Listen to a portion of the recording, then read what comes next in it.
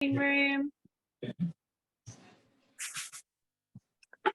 few more people coming in. Thank you so much for your time tonight. There's myself, Belinda, Mary and Sarah showing you a few things that we thought would be great for Mother's Day.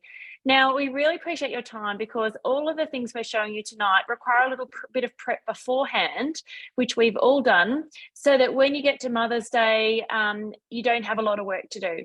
So this is the kind of dishes that we love to make, and I'm all about cake and icing tonight.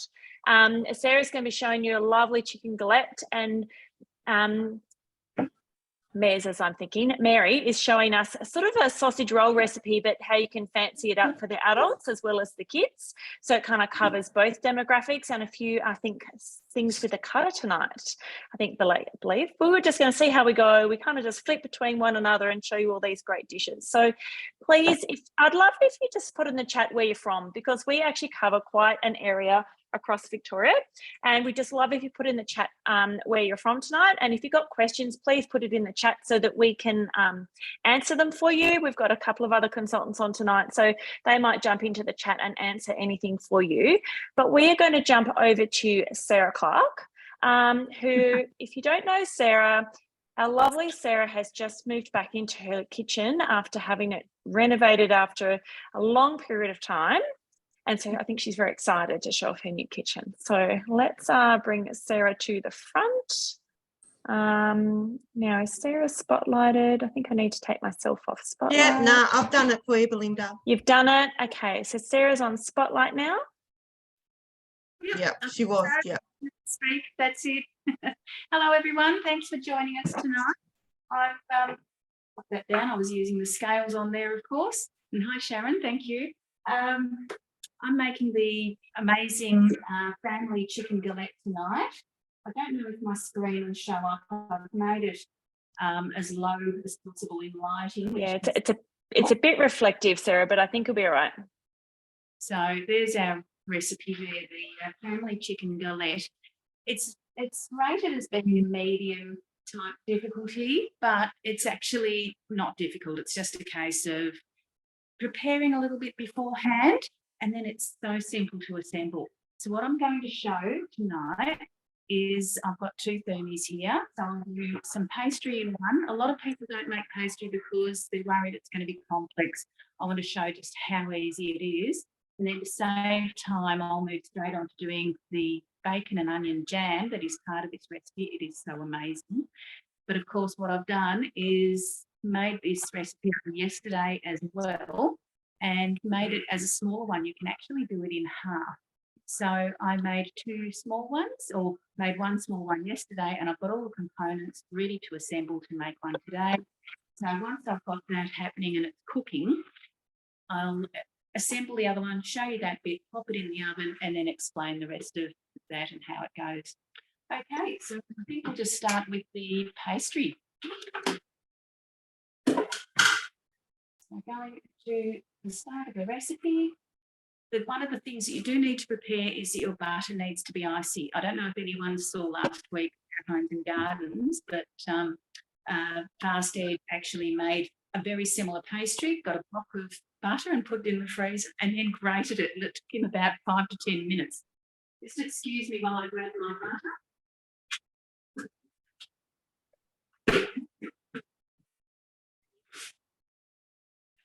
And grab my chilled water. So I have just simply pre-weighed my butter and just chopped it into blocks and popped it in the freezer. So I did that this afternoon, and that's for 200 grams of unsalted butter.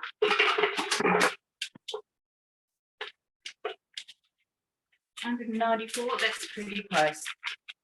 Anything that's within 5 or 10 grams, I think is fairly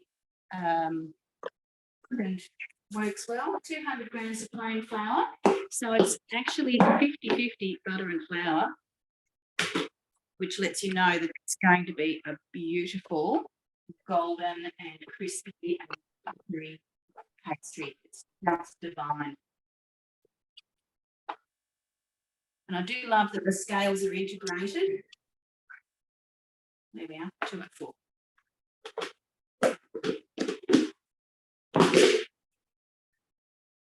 Next, 90 grams of chilled water. Don't want to overdo this step. Now, I understand, Sarah, it's actually really important that the water is cold. Absolutely. Yeah. Absolutely. You don't want the butter to get warmed up at all. I've even put my thermomat that I'm going to be rolling the pastry or wrapping the pastry into the fridge because it's got such temperature holding properties. Because if you just washed it with warm water, it would still be warm. But if you pop it in the fridge, it's going to be nice and chilled. This is just a half a teaspoon of sea salt. I just happen to have the plates there, so that's what I'm using. Now, this is the difficulty part of making your pastry. Pop the lid on. That's it. That's as tricky as it gets, and turn the knob.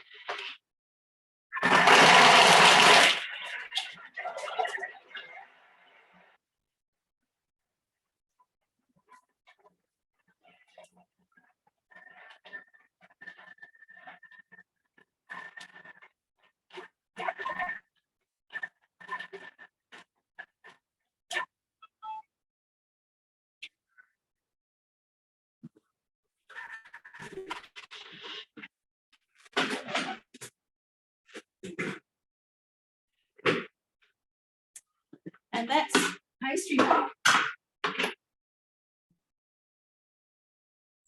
Oh, wow. That's ridiculous. So was that like 30 seconds or 60 seconds or something? It was 20 seconds. Wow. Yeah, 20. So then it goes on to a lightly floured, and I'll move that around, lightly floured baking mat or dough mat. So just a little sprinkle on there.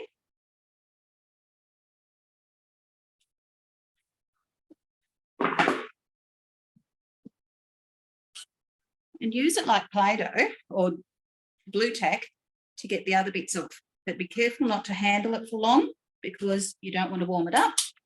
But basically, tip it out, give the blade a little twist, you'll feel it release. It's pretty much all out. If there's a little bit left like that, you can give the bowl an extra spin.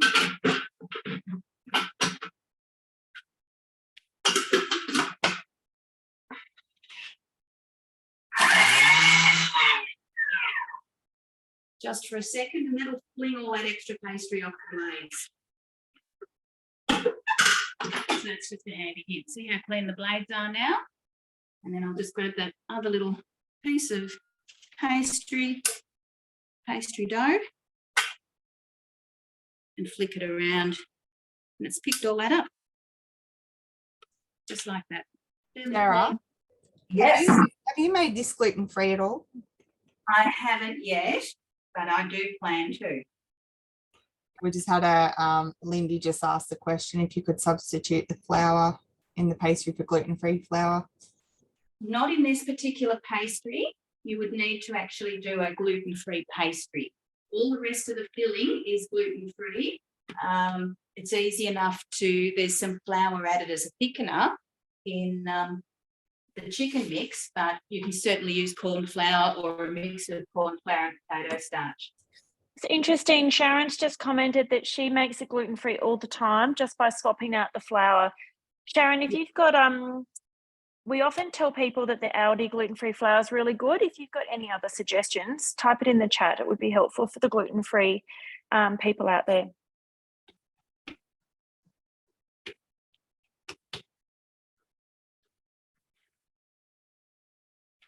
Sharon actually started a gluten-free group in Ballarat on Facebook. Oh, there we go. So if she's allowed to, can she pop a link to that on there too?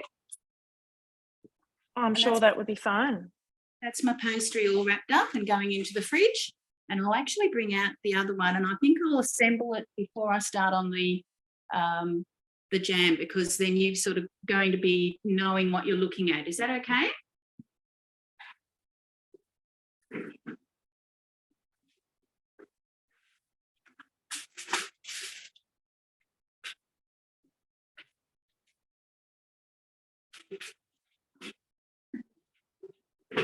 Sorry for popping out of camera every so often. Now, like the science one I prepared earlier. So this is the dough. This is why you can do this ahead of time for Mother's Day. On the Friday or Saturday, you can make up your dough, have it ready to go, and your apple jam, which is what I'm going to be making next, and the chicken mixture. You can have it all there ready to go. And just put it all together when you're ready. It's a nice cold pastry, rolls out beautifully.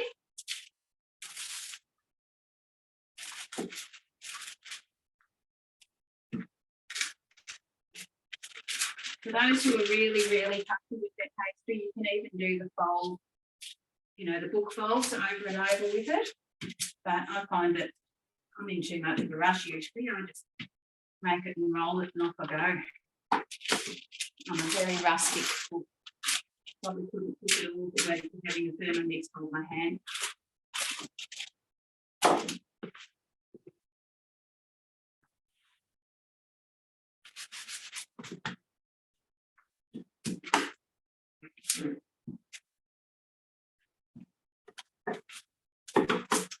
Okay, so once you've rolled that out into a bit of a circle, you get your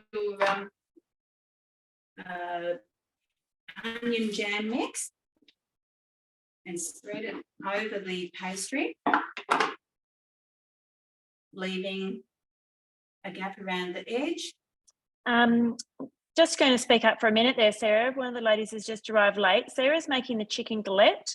I've actually popped the recipe a little bit earlier in the chat. It's on Cookie Dough, and it's one of those recipes where you can make a lot of things ahead of time and just put it together before baking. So get back to you, Sarah, currently putting in the onion jam.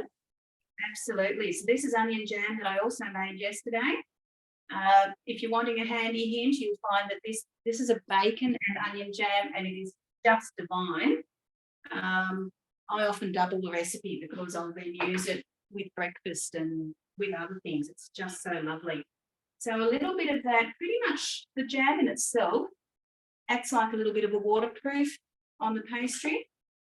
And then pop the chicken mix, also prepared yesterday. It's all cooked in the Varoma, steamed, and then the sauce done in the Thermomix, and you just add the cooked components into it. And it's made up in nice big heap there like that. And then it's just a case of getting the pastry and folding it around. I love that it's a free-form one, Sarah, so it doesn't really matter how messy it is. No, as I said, I'm so rustic. This recipe suits me really well. And look at that. It's just so cute. Just push it towards your black thermo a bit, Sarah, because it's just a little bit off the edge of the screen. Just push it towards your cooktop. You know, Belinda, I've made these exact things that Sarah's showing us, which is absolutely brilliant recipe. And I've made, instead of one big one, I've made 4 individuals, which also work really well for smaller families or for families that, you know, they're home at different times in the evening. It also makes a great gift to take round to someone who's not feeling well, or that, you know, isn't able to cook. Can I ask a question? Certainly. Tracy, you said you've made individual ones. Do they reheat really well? Could you make it the day before and then just reheat it? Yeah, absolutely. I've kept them in the fridge for a couple of days. Definitely. I haven't actually tried to freeze them, but I think they would still freeze really well. You can certainly freeze all of the components and then then you've got, you know, it's all ready to go and it's lovely and fresh. Thank you. I think the biggest tip, Mez, is to make sure that that mixture is really cold before you add it onto your pastry, if you're going to save some for a little bit later. Definitely. Are you just doing an egg wash there, Sarah? That's just milk. Now, what I did forget, milk wash. add my thyme.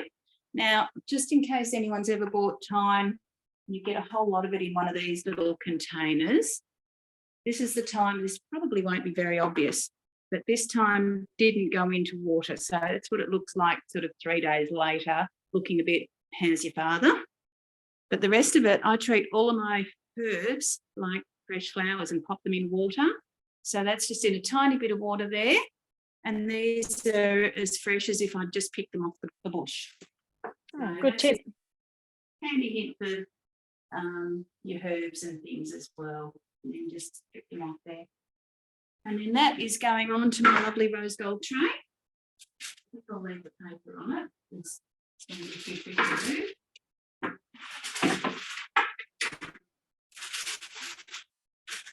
And I'll bring that closer to the camera for you to see. And then I'll show you just how easy it is. See how easy the pastry was to make. The onion jam is equally easy.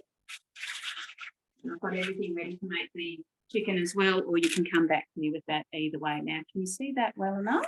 I can angle that camera down. Yeah, it's pretty good. Yep, I'm going to pop that in the oven now.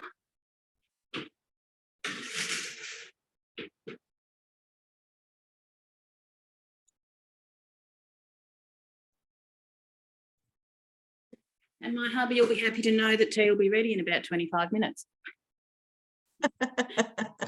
Good on you, Sarah. Well done, Sarah. I'll pop that recipe in the chat for everybody. So if you want to scroll back up, you can. Otherwise, it is the family chicken fillet on Cookie Do. And now that's our main. What have you got, Miss?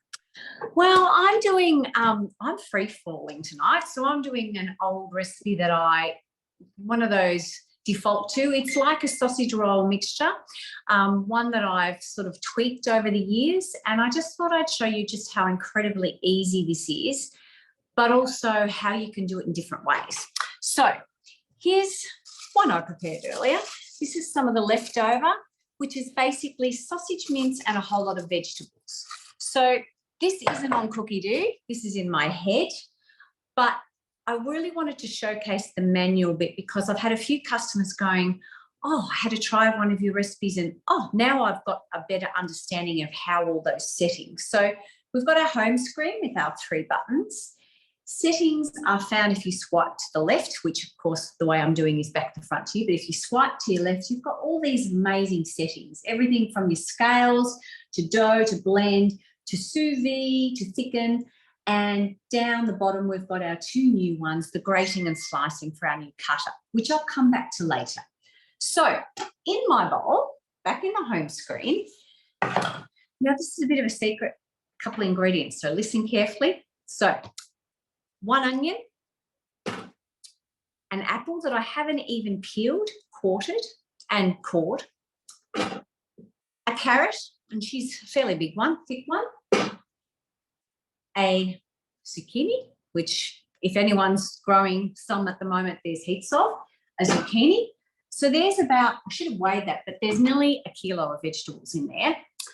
Then, of course, the old pepper, got to season. Salt, my favourite one. Isn't that a sexy looking little vessel? I like things to look nice. I like them to be practical, but I like them to look good, which is where I'm leading with this recipe. And then I've got, now this is on Cookie Do. This is a Dani Valent recipe and it's on her, it's called Vol au Vent, which is really just a French curry mixture. And I'm going to put, it's an amazing smell. It's got fresh curry leaves in it with a whole lot of spices. It takes a couple of minutes to make, but this is one of my secrets. So I'm going to put, I like a bit of curry in mine. So I'm going to put a good couple. Sometimes I might even add a third, depending on, you know, it's very free form here tonight. It's how I'm feeling. Terry, what did you call that curry paste? How do you say Vol it? au Vent. It's VAD. I have to even look it up. But if you put VAD in your search button, there's not much that starts with those 3 letters. So I'll look that up in a minute and I'll get back to you. It's all right. I'll Google I found it. I found it. Of course you have. And then I've been very busy making lots of tomato things. So you've got a choice. I always put relish in this just to give it a bit more flavour. So when mangoes are in season, I've got a mango and chilli, which I absolutely love to go in with my curry powder. Just, I don't know. So again, free form. I've just about finished this jar, so I'm going to put it all in. And that's a recipe community recipe. It's just something I make a good couple of batches of to last me for the year. You could also make one of my other favourites, which I don't know how many dozen bottles. I've done tomato and fennel relish. And that, you could use that instead, depending on your family's preferences. So this is what you've got to remember. All those things in the bowl, all there in there. Put your lid on, your MC, I've got my old one here. Go into your time, 5 seconds.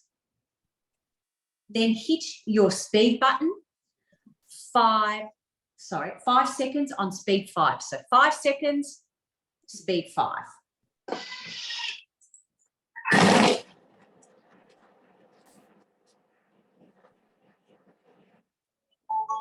Da, da, da, da.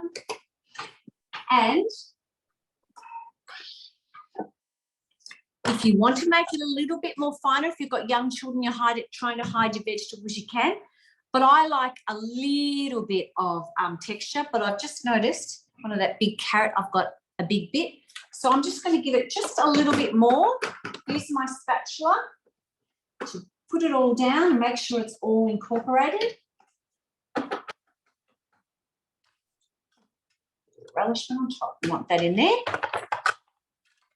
And then literally, again, I'm just going to put it on for probably a couple of seconds.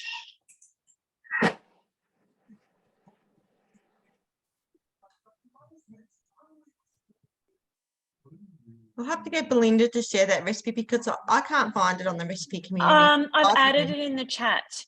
It is, I'll tell you what it's called. It's called Varuvan Spice Mini Rolls. Yeah. So there's a bread mix with the spice mix in it. So you'll have to look, because there's a caramelized onion, spice mix, and a bread. That'd be interesting bread. I might have to have a go at those. It's really, really interesting. It's a great winter thing. I just love the spice mix. I make it all the time. So there we have. So in here, if you look up the measurements up the side, I've got over a litre here, and that's just vegetables. Then you've got choices. I have a really good butcher, so I buy really good quality sausage mince. So I buy a kilo of that, a kilo of vegetables, and a kilo of sausage mince makes at least on this size sausage rolls. So these ones makes about $48.50, so a fair bit. And then what I've done with this same mixture is just made a mini meatloaf, or you could make a big meatloaf. So all I've done is line the tin, and I've just put the mixture in and then basted the top of it with my relish and some little, I didn't do it this time, but a little half cherry tomatoes on it. Makes it look really a little bit more sophisticated. And the other thing I did with the same mixture, but using a guide from Cookie Doo, there's a platted pork pie. So my husband's dying for this because he hasn't been fed yet. So here it is. And I have to laugh because he comes home, he's an engineer, and he goes to me, "Oh, that looks a bit scrappy." I said, well, that's the amazing thing about pastry. The pastry, once it's cooked, always, it hides lots of things. So I thought the simplest way, rather than doing this now, is to show you, there's my bit of pastry, okay? This is my mixture in the middle, and all you're going to do is fold the end bits first, and then you're going to plait it across. And this is a fun thing to do with kids. So the mixture's made, and I know for a fact that this can be made in advance and, you know, brought out a couple of days later, but it looks really sophisticated. And I actually made, sorry, someone's got I was going to say, Mary, I learned this technique in home economics in high school. Did you? My home economics wasn't that sophisticated. We did rock cakes. And no, what we did is we actually chopped up little apple pieces, coated them in icing sugar, and then encased them in pastry just like that. Yum.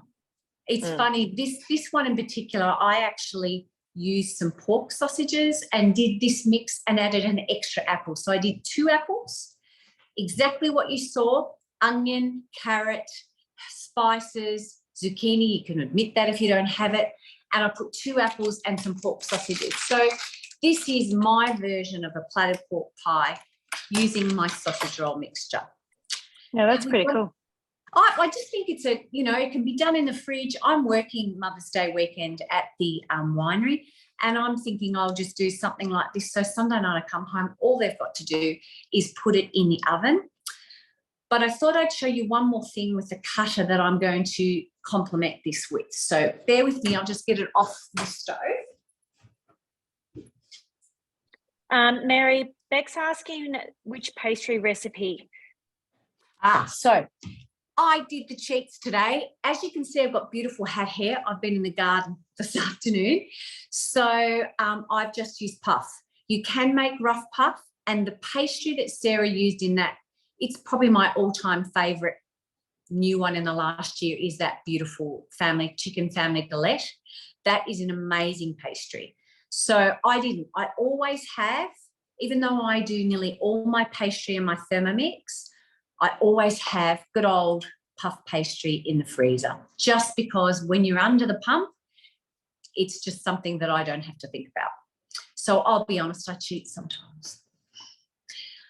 I'm also going to serve it with good old, who doesn't like a potato gratin? So this I made literally in 2 minutes, and I just thought, I know there's a lot of you that are asking about the cutter, so I thought I would just show you how it's used. So where's my other bowl? I have it here a minute. Oh, here it is.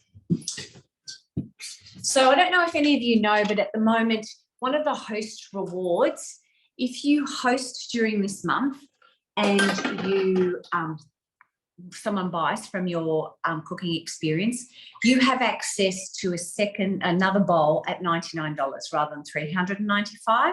So I don't think when you have a new Thermomix, anyone realises the value of a second bowl, but when you have had it for a while and you're cooking lots, they're amazing.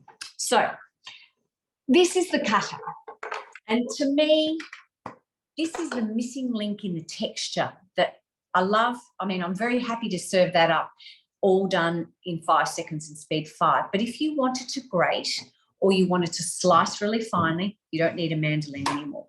So there's 5 parts. A shaft that sits just on the blade, and it will only sit one way. There with me. I'm kneeling on a chair here so you can see me. This sits right in the bowl, and you can have used a dirty bowl and it sits inside. And then we've only got one blade. This is the thing that I love. One blade that does 4 things. On side 1, it will slice either thickly or thinly. On the other side, the light grey side, it will grate finely or it will grate thickly. So I thought to show you how quickly I made this is I literally put it on side 1 that's slicing. I put the lid on, and then I just did a couple of potatoes. So I don't know if I can show you here. This chute has 2 parts to make sure that no little fingers get stuck in there. So potato, I didn't even peel it. So if you've got a 6, you just swipe to your settings, and we're going to hit slicing. It will give you all the instructions, of which I'm not going to read out now. And it gives you an option to slice thinly or thickly. I'm going to show you fine because I'm going to make another gratin. So your potato has to fit obviously in, and I'm going to go thin.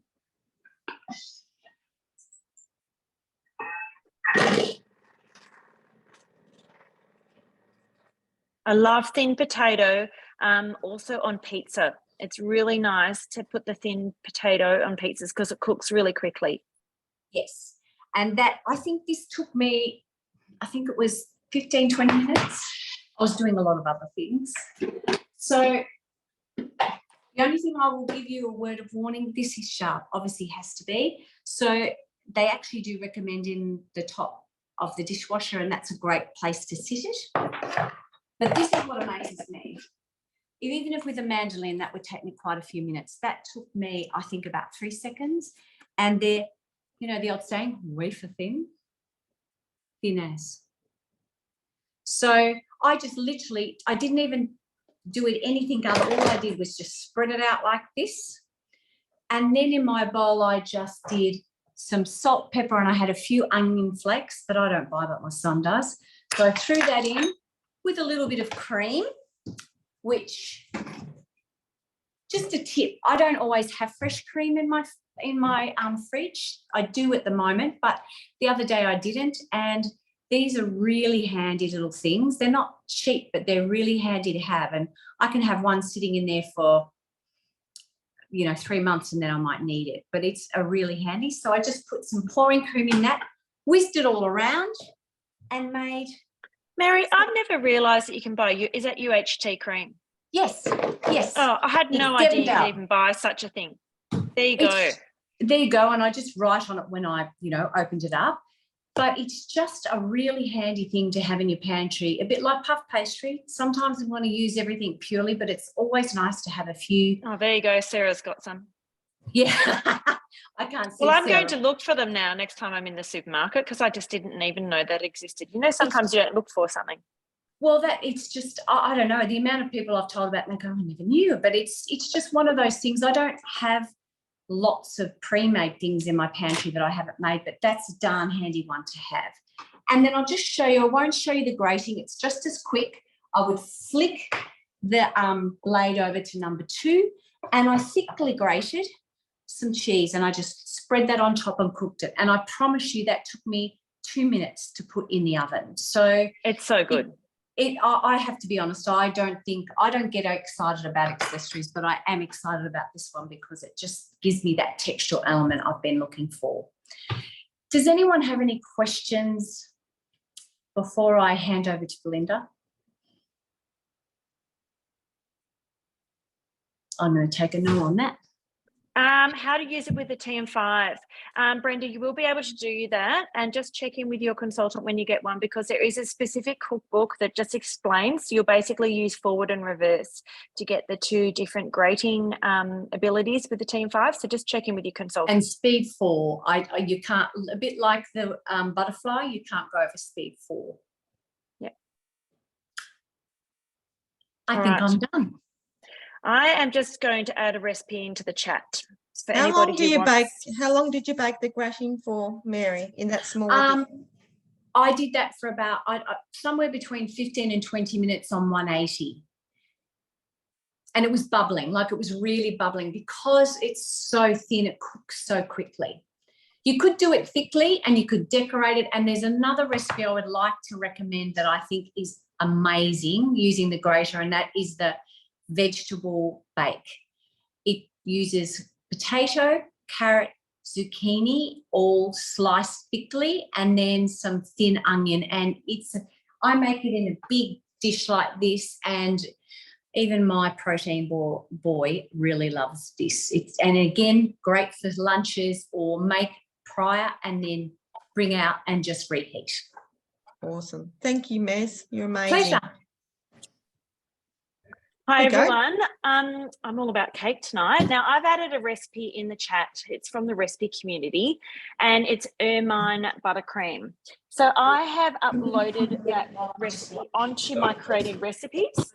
So if you don't know that you can upload recipes from the recipe community straight to your Cookie Do, and it will only come up guided for TM6 customers, and you might need to adjust your method to make sure things are weighed at the right time, please reach out to your consultant so you can get some help for that, or even check Cookie Do app. There's even some video instructions that'll teach you how to do it as well. So I wanted to show you how to decorate some really pretty cupcakes, and even a double layered cake. So I've done the cake making today. This is my go-to recipe for cupcakes. Now, these are called the basic chocolate cupcake on Cookie Do. And the other thing I've done already today is I've made 2 cakes here, which is one mix. It is the chocolate fudge cake on Cookie Do, but I've only made the cakes.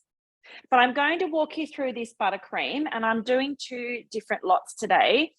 And this is the first lot. And I don't know if you can really get a good visual on that, but it is silky smooth and it is melt in your mouth. There's not a grain of sugar in it. and it's really smooth. So unfortunately, this is not a gluten-free recipe, but I would love to find out if anyone's even made an ermine buttercream using gluten-free flour. I might actually just have to have a go at that to see if it would actually work, because I don't know the answer to that question. So it's not too dissimilar from a standard buttercream, but the method is a little bit different.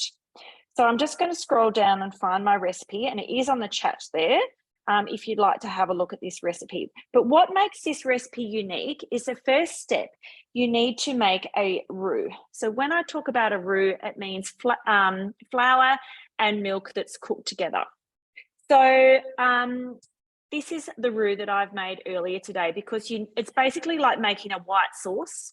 So you cook it in your Thermomix at 80 degrees for about 15 minutes, and then you need to cool it. And the recipe actually says to put some cling film right over the top of it and in the fridge. And I kind of made a double batch earlier so that I could do 2 different colors, because I'm going to do a pink and I'm going to do and I've done the vanilla. So just going through the recipe, what we need to do is put, the recipe is 35 grams of flour, 200 of milk. So you mix that together and you cook it, and then you cool it. So I needed to get that done so that I could show you the rest. Now, the next thing to do is add some sugar to the bowl. So 150 grams of caster sugar in a clean bowl, and put it on speed 15 for 9 seconds. Now, I have done this step with some raw sugar, and I've actually added, I thought I had beetroot powder, but I had Davidson plum. So I've added a tablespoon of Davidson plum powder to this, because I don't tend to use artificial colours in my house. So if you find a liquid colouring, or even hoppers have a natural liquid colouring, you're welcome to use colours. But I just try and go for some natural versions. And there's something else I'm going to add in a minute. So I've blitzed down some sugar, which is just raw, wasn't actually caster sugar, for 15 seconds on speed 9 with the Davidson plum in it. And then the next thing we're going to do is we need to add room temperature butter. Now, it is really helpful that this has been out of the fridge, and it has been out since about the middle of the day. So it's 200 grams. So when you've got a recipe here that is imported, you have the little icons at the bottom that you just need to touch. So that'll bring up my ingredients, so 200 grams, so that you can weigh them in. And that was pretty much measured. 1 or 2, like Sarah said before, if you're 1 or 2 grams out, don't worry about it. Just need to pop our lid on, and then I hit my blade, and I've actually got 2 steps here. So it comes up with 2 options. So just 5 seconds, speed 7. And if you hadn't buttered butter to room temperature, you might just need to blend it a bit longer at this step. So this was just 5 seconds for speed 7. But if you needed to, if your butter wasn't quite cool enough, repeat this step and just make sure it's been blitzed down. So just in that time, it looks pretty soft. And this is when we need to add in our butterfly. So when you add your butterfly in, sometimes you might need to use your spatula just to move it to the side of the blade. You've got a high and a low part of your blade. So just grab, and I just know I usually put it 11 o'clock off the high side of the blade. And we're actually just going to whip that mixture with the butterfly. Let me just see how long that goes for, a minute. And what that's going to do is soften that buttercream up. And then we're going to add the roux and whip that. But while that's happening, I'm going to tell you about a few things that I've got ready here. So the next thing I'm going to add to this, just for the normal vanilla buttercream, it says to add some vanilla essence, but I'm going to actually add some raspberry coulis, which is going to help make it pink, and just lightly flavour it, not a lot, but just lightly flavour it. And I've got these cakes here. So, you know, I had a bit of a mishap today with a paper just marked the side of it. And when you want to put your cakes like one on top of the other, I kind of like them to be nice and flat. So just one little thing that you can do is grab a serrated knife. I'm going to move them around because this one's pretty good, but somehow I got this one. And you can just sort of slice off a little bit of the cake just to make it flat. I'm sure I'll have some takers for some extra cake around here in a minute. It's usually this the way. I had to tell people not to eat too much in the house today before they got here. And every now and again, you might get a cake that you've purchased.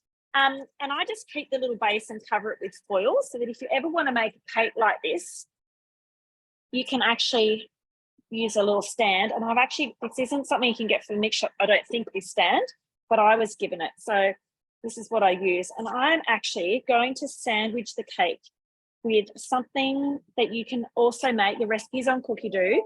This is a strawberry jam. And rather than put icing in the middle of the cake, I've decided to put jam because I just thought that that would be nice.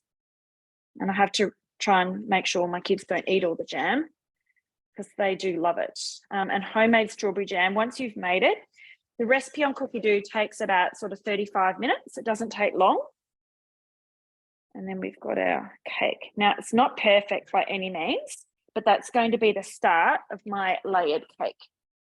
I love that you can make a smaller batch, Belinda. So when they're throwing strawberries out or blueberries in the middle of the year, just grab a couple of punnets and you've got a couple of jars of jam. And for any of our Ballarat customers, I gave John a call at Yendon Tomato and Strawberries, and they still have strawberries. And I drove out there and got a box of tomatoes, 10 kilos for $20. And I also got a tray of the second strawberries. So I used second strawberries to make jam the other day.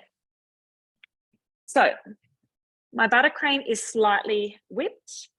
No. My daughter's trying to stick this out of the way, please. Okay, so I love it. give me just a moment. Excuse me, my daughter's just come home, wants her dinner. Out you go. This is just what happens when you have multiple people coming in at different times. That's the beauty of our business, Belinda. The beauty of our business. All right, just push your icing back down onto the, because we're going to blend it a little bit more there. Okay, so I'm just going to shut that off. I've blended that. The next step, add 10 grams of vanilla essence. Well, I'm not using vanilla, I'm using raspberry coulis, and I'm going to actually add about 25 grams of raspberry coulis. I'll just bring up the scales where it says for the essence and add raspberry coulis instead. Now, when I've made raspberry coulis, this has been put through a sieve, so there's no, I think I've added 30. Oh, well. There's no pips in it. Okay, I'm going to beat that for 5 seconds before.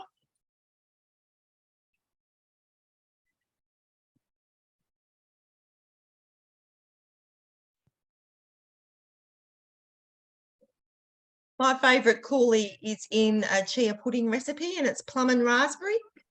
Oh, that sounds nice. It's delicious. Yeah. Yes, all of a sudden I've got this lovely pink colour happening. And it won't actually be that strong because what we're going to do is I'm adding the cooled roux. So this is just the milk and the flour that was cooked together. And it's actually really thick. Like it is literally like a white sauce kind of thing. Now, if you want talking about gluten and dairy-free cakes, because I know some of you on here might be in that category. Helped by Chocolate Torte is a really great one. It's actually a skinny mixer recipe, but it is on Cookie Doo, and it uses coconut oil. As long as you make sure you've got dairy-free chocolate and it uses almond meal, it's actually a really great one. Okay, now we're going to pop this on 2 minutes at 2 minutes 30, and that's going to whip, and then it's going to be done.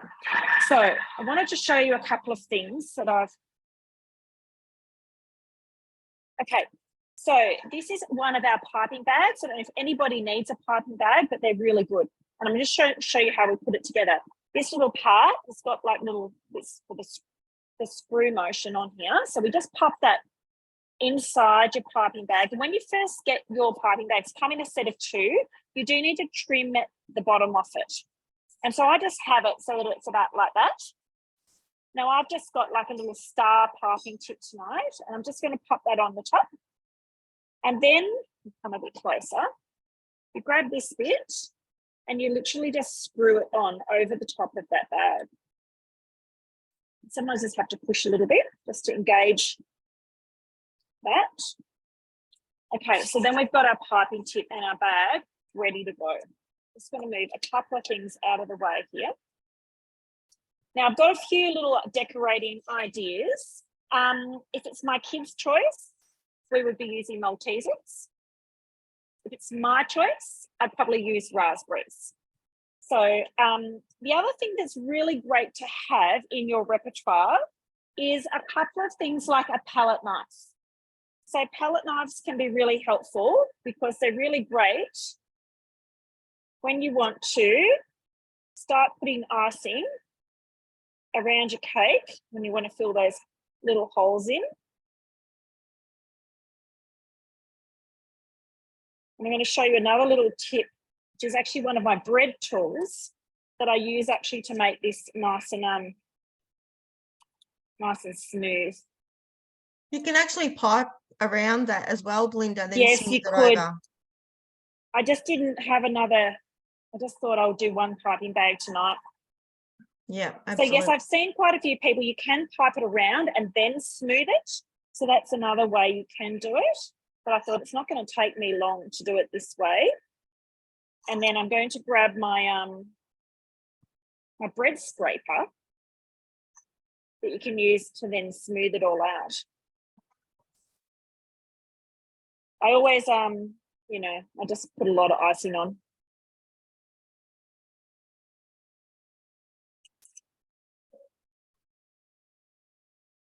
And I know this is not going to look perfect. And I thought I had my bread scraper here ready to go, but I didn't.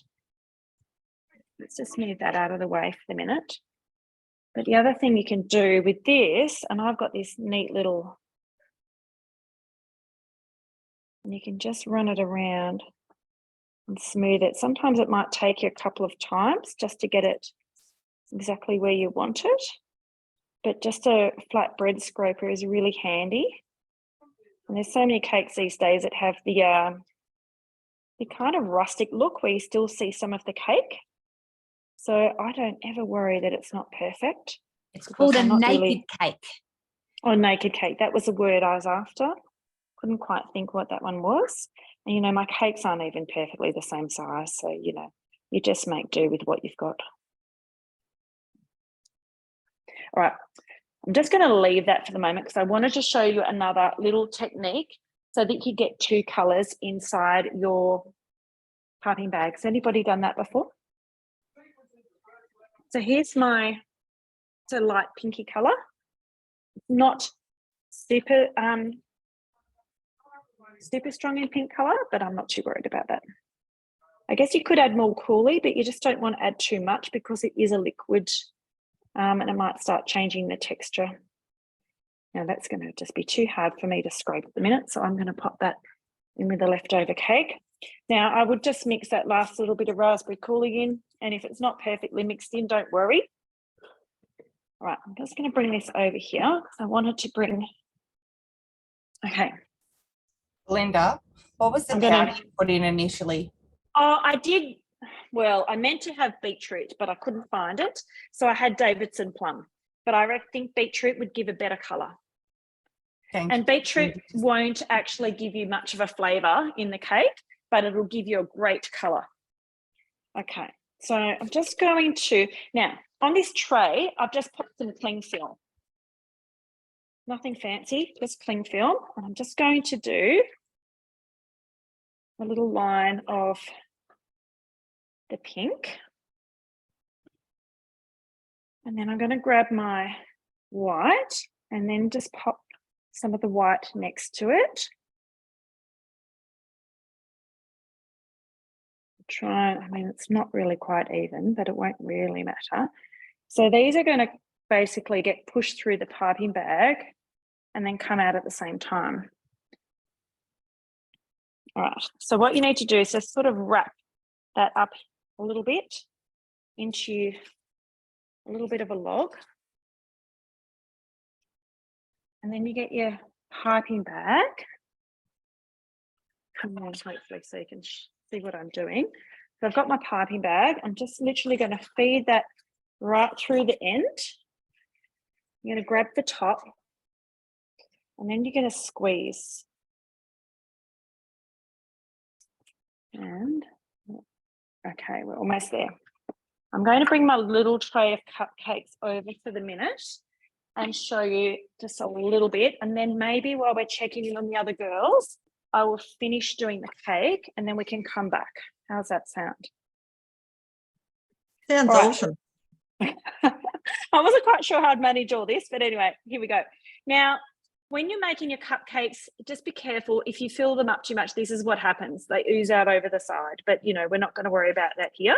If you can manage to get them perfect, I think that's a really perfect amount of cake in the little cupcake wrapper. Do you want a tip, but- Belinda?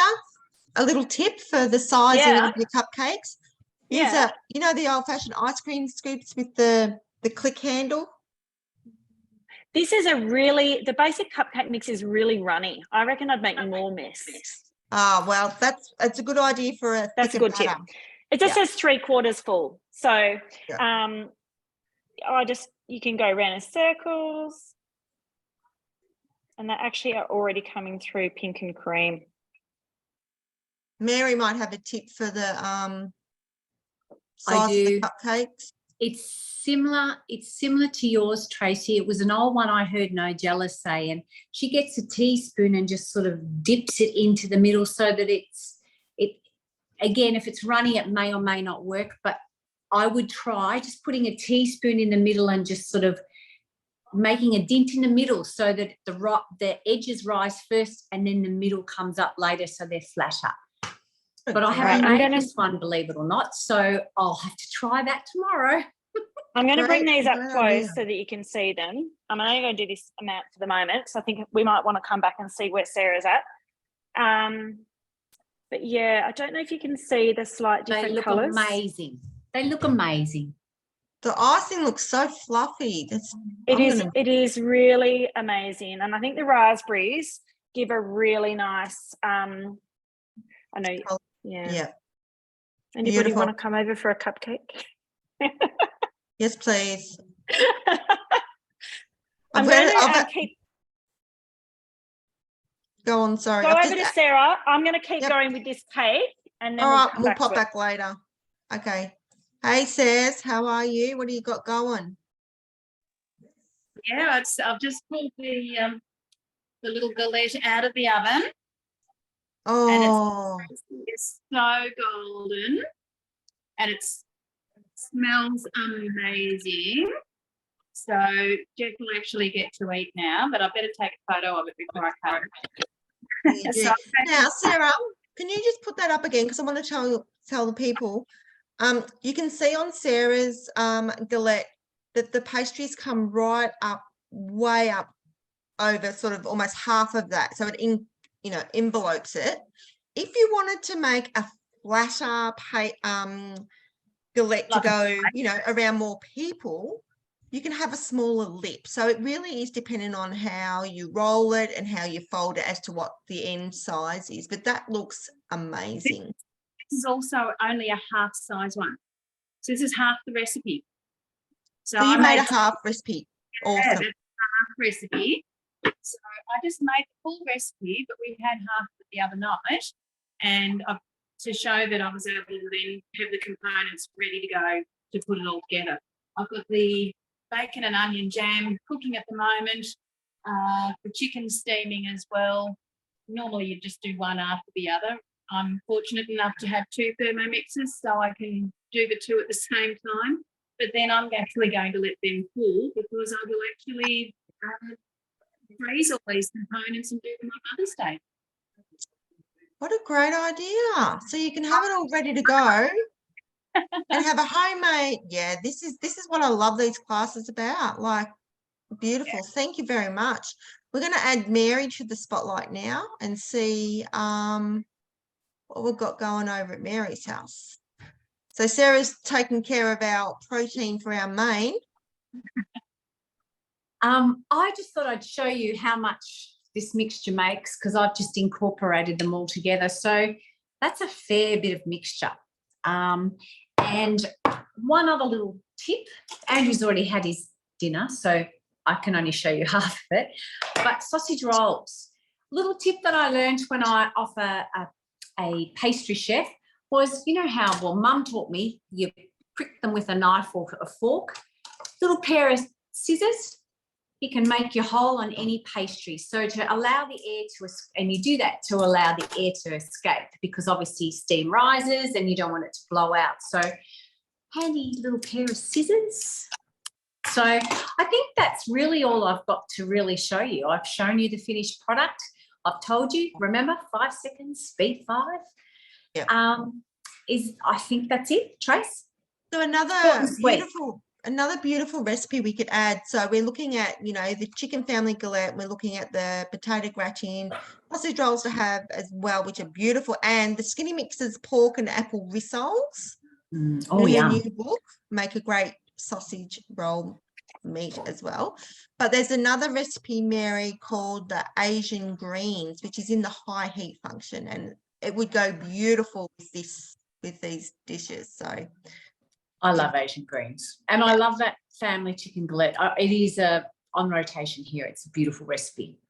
Yeah. Look at Belinda's cake. Yeah, we're going to pop you all back on screen now. So we've got the three of you there. So Belinda, you've just finished piping the whole thing, have you? Yeah, I've just added some of the pink on the top. I'll bring it a bit closer so you can see it. I've still got a few cupcakes to do. Can I come and work at your place, wherever you're going to take that tomorrow? Yes, I'm actually going to take this in. I work as a radiographer, so I thought I might take this in for morning tea tomorrow. So yes, it's nothing particularly fancy. I might try and tidy up around the sides a little bit, but I've got a bit of the pink on the top, a bit of the cream on the vanilla on the bottom, and then I just pipe little blobs at the top, put a raspberry on top. The other ones, you know, my kids are like, can you put Maltesers? So, you know, I did these actually for cupcake stall at school last year, and we just did vanilla. Lindy's asking for the Asian green recipe trace. Can we add that in the chat? Yes. So yeah, you can get a bit creative with it. If you wanted to make a chocolate buttercream, you'd really just need to add some cocoa powder in it. So yeah, it's a really beautiful buttercream, and it's actually worth the little bit of effort. When I make just cupcakes, not when I do the whole kit and caboodle like I've done today, I would actually do the roux first and put that in the fridge to cool, and then then got onto your cupcakes and then let them all cool, and that way you've got everything cool. When you do the icing, you can put it all together pretty quickly, and it makes 24, the basic chocolate cupcakes. You get 24 cupcakes. It's a big cupcake recipe. You could easily half that if you wanted to too, couldn't you? Yeah, totally. You could absolutely halve it. Yep. I don't know what else to show you. I think that's about it.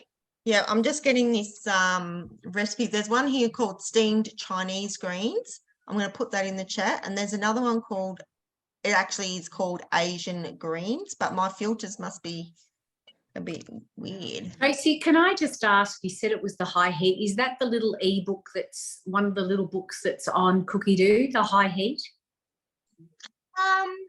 Good question. Sorry. Just thought It could be. I'll find it. I will find it, and I'll no rush. No rush. It's steamed Chinese greens are the same, so it's a beautiful recipe. So which is awesome. Do we have any questions for these amazing women? How lucky are you to have amazing consultants with this kind of knowledge that we share? I'd love to see in the chat what you loved about tonight, and what recipe you might be going to try for your Mother's Day, or whether these recipes are something that you might like to cook ready for your family. Pop in the chat for me. I'd also like to know if anyone has got something that they're hankering to know, because obviously we gear it to what we hope people are wanting, but based on our customer feedback. But any feedback of what you would like to know would be, you know, what you'd like to learn, because this is what this is all about. This is what the cooking experiences are all about. They're about education and learning and empowering you to use this as your default thing to go to. Yeah, absolutely. We've had some great comments already. They're definitely going to try the galette. That's a bit of a plinner. Jeanette wants to know what time we'll be over with the food, which is great. So I think we're going to see a lot of these things. And another way you can support us to support you is to share your amazing recipes that you're cooking on your consultants page. You know, there's nothing more than we're all small business owners. We want to see what our customers are making and enjoy that food with you all. So please feel free to share it on your consultants page or tag them on your own page. It inspires others too, you know. It does. Have a go. And we get ideas off each other. There's another, I keep looking at Belinda's cake, but I keep thinking about that. There's a carrot cake in the I think it's a UK collection. It's a double layered carrot cake with cream cheese frosting. Oh, it's absolutely beautiful. Is that the So, gluten-free one, Trace? Because there is a really No. great gluten-free. No, it's not. no. I think it's based on the same recipe though, Belinda. There's a gluten-free version of it. So It's pretty easy Um, to substitute the gluten-free flour though. yeah, absolutely. As Sharon shared with us tonight. Sharon might need to come and join our team. So once again, yeah, be awesome. Be awesome. So do you ladies want to sign off for tonight? Or Yep. would you like me to do it? Thanks for your time, Deb? everyone. Thanks for coming. Awesome. Lovely to have so many people coming and sharing with our local consultant group, and realise just how many people there are around sharing their love with the Thermomix. The possibilities with them are endless. Absolutely. Hey, Beck's going to make sausage rolls and cupcakes for her Sunday lunch. Good on you, Beck. I love it. Thank you, everyone. And we will see you all either live on Facebook or for our next class, which probably won't be for, I don't know, 7 or 8 weeks or so, maybe a month. Mary's going to run one. Great. Anyway, see you all later. Thanks heaps, Tracy and Lee. Thanks, everyone. You ladies were amazing. And I hope everybody has an amazing Mother's Day. I hope so too. Yeah. So do Happy I. Mother's Okay. Feel free to jump off and say good day as we're all jumping out and doing your thing. So Anything else? Well, I'm going to do some sausage rolls. I'll just That looks amazing, Belinda. I think if there's a cancellation in radiography, just put me in for something. It does look pretty good. It's a bit rustic. I like rustic. I